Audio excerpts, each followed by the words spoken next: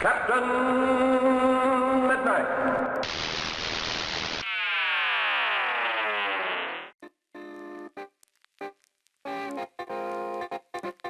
So walking out of Ready Player One, I didn't plan on making a video about it. I didn't like the movie, but I didn't really want to pick on it either. I don't think there's anything wrong with a certain amount of celebration for nostalgia and fandom.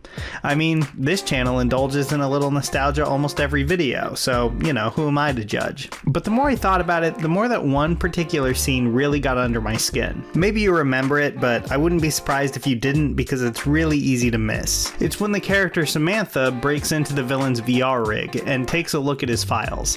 Then everyone has a good laugh about the fact that he apparently likes Nancy Drew. Now it's easy enough to say why it's in the movie. He's the big scary bad guy and he likes a children's detective series mostly aimed at little girls. Haha, easy joke. But it really stood out to me because of the sneering way that the character said it. Every other piece of pop culture in the movie is treated as a beloved classic. Back to the Future, Atari 2600 games, old rock songs by one-hit wonders. They're all treated with the same sort of reverence that's usually reserved for characters in really earnest Christian dramas quoting the scripture or something, but not Nancy Drew. And that really bugged me. Not because I think any of those things are bad, I like Space Invaders and Doc Brown as much as the next guy, but because it cemented the fact that this movie isn't really about nostalgia and loving old stuff from when you were a kid. Not for everyone at least. No, it's celebrating a very specific form of fandom, the kind nostalgically remembered by the 40-something guys who wrote this movie and the book it's based on.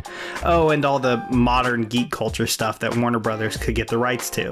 Which is fine, but also very limited. And that becomes really obvious when characters discuss Buckaroo Banzai like it's Citizen Kane, but dismiss Nancy Drew, something that millions of people also have nostalgia for, as goofy trash. You kind of can't have it both ways. So in the spirit of Nancy Drew, I'm going to be putting this movie under the magnifying glass and trying to get to the bottom of what about it feels so totally empty. And to do that, I'm going to have to start with one simple question.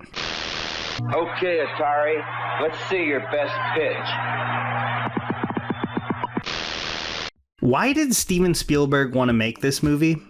No, seriously, why? Let's think about this for a minute. Spielberg is a 71-year-old man. By the time stuff like the Atari 2600 came out, he'd already made Jaws, and was in the middle of releasing Close Encounters of the Third Kind. He had no childhood nostalgia for any of this stuff like the writer of the book did. Well, except maybe King Kong. So why did he make it? According to him, it's because he was so fascinated by the implications of the world of the story, where everyone spends most of their life inside VR. But I find that kind of hard to believe, because the movie itself doesn't seem that into exploring that idea at all. Like, Ready Player One is mostly a really breezy movie about how fun it is to play video games with your friends. It doesn't really have anything meaningful to say about VR. So my theory is different. I think Spielberg decided to adapt this book because he got a little desperate and a little bored. You might be thinking, desperate? How could Steven Spielberg, the king of Hollywood, be desperate? Well, here's the thing. Spielberg has a really well-earned reputation as Mr. Blockbuster, the guy who makes the crowd-pleasing hits. But if you look at his releases in the past 20 years or so, that's not really him anymore.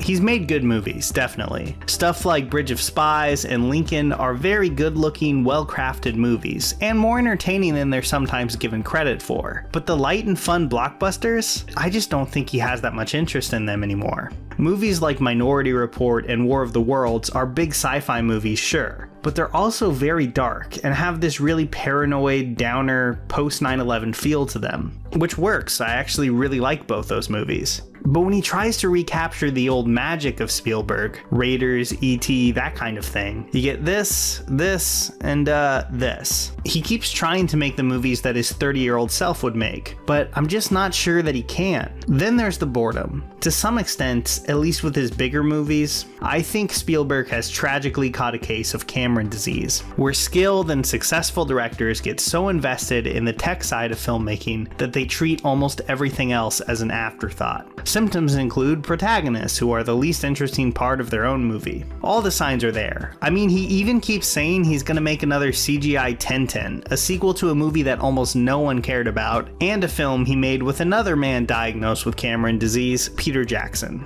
With movies like The Post, he doesn't rely on that stuff much because you can tell he's actually engaged with the character and the story. They interest him. I'm not sure the story of Ready Player One does. He doesn't seem to care too much about these people or their character arcs, instead devoting most of his energy to Mechagodzillas and space battles. Speaking of the story though, let's get into it.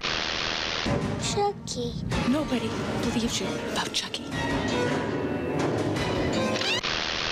Adapted from Ernest Cline's hit book, Ready Player One follows Wade Watts, a citizen in a futuristic dystopia, an impoverished world where most people spend the majority of their time inside a highly advanced VR game. The game's creator, a benevolent trillionaire played by the always great Mark Rylance, dies and leaves behind a contest that involves solving a series of puzzles revolving around 70s and 80s pop culture that he loved as a kid. This is actually a pretty cool setup. I think it's got a lot of promise. The problem though is that the story isn't really interested in digging into this world it creates except in the shallowest possible way. And I'm just speaking about the movie here, I haven't finished the book so I'm not going to judge that. Ty Sheridan's Wade Watts, who appropriately enough I guess looks like the default setting in a video game's character creation screen, gets the absolute minimum amount of development. And the movie does him no favors by surrounding him with characters that are just a lot more interesting than him. At one point, Artemis, the character who he ends up with at the end, delivers this speech about her backstory, mentioning that her dad was basically trapped in his job working for IOI, trying to pay back this company that was intentionally burying him in debt. Kind of like old company mining towns back in the 1800s. And that was interesting. I wish the movie cared about it more. But no, it can't be bothered with that because hey look, the Iron Giant's doing the Terminator 2 thing. You remember from the movie?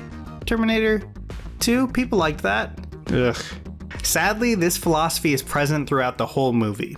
IOI is one of the biggest missed opportunities in the film. The concept of the loyalty centers, these places where they trap maxed out employees or customers and force them to work in near slavery to pay off the debt, is legitimately creepy and interesting, but that's always relegated to the background. The main thing our heroes are worried about is that this evil company is going to add microtransactions and ads to the game. Which, like, I get it, no one likes those, and the scene where they mention how many ads they can shove into a player's face without giving them a seizure is pretty funny. But come on, that's just a much safer, less interesting route to go. And the fact that the main villain feels like an evil real estate developer trying to tear down the kids' community center in a movie from 1994 doesn't really help either. America's classic thrillers come to life. The Hardy Boys' Nancy Drew Mysteries. An adventure into suspense. When you really get down to it, the plot of the movie and the plot's intended meaning are at total odds with each other. You can tell the filmmaker really wanted to lean into the whole Willy Wonka angle. In fact, Spielberg even tried to get the Willy Wonka, Gene Wilder, to play the role before he sadly passed away. But it just doesn't work. Halliday's intended message is that this pop culture oasis stuff may be cool, but it's reality that really matters. And his way to deliver that message was a, puzzle that requires everyone to obsess over old pop culture and spend a bunch of time in the oasis.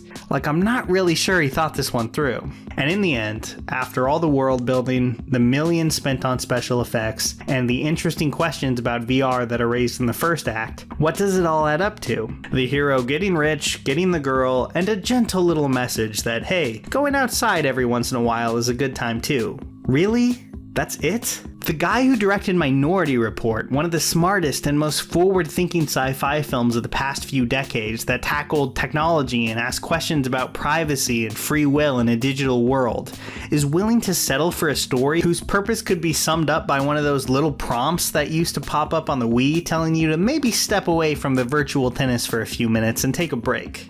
Like, come on, Steve. Not every great movie or great arcade game makes a great home video game. That's why when Mattel Electronics turned Tron into Tron Home Video Game.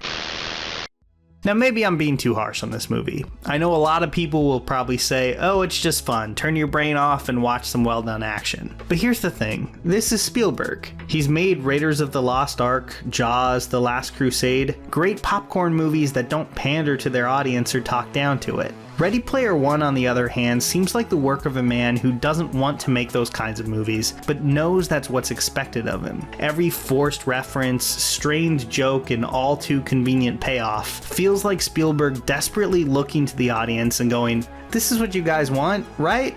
Right?" And the answer, for me at least, is no, it's not. I mean, seriously, you're telling me that Simon Pegg's character, one of the founders of the Oasis, spent years pretending to be a robot in a virtual library? What the hell was— Here's a special tip for the fellas and girls who have not already joined Captain Midnight's new 1940 Flight Patrol. You'd better hurry up and join at once, because there's a big adventure ahead. The thing to do now is to get started, because we're going to have not only barrels of fun, but loads of free gifts and prizes.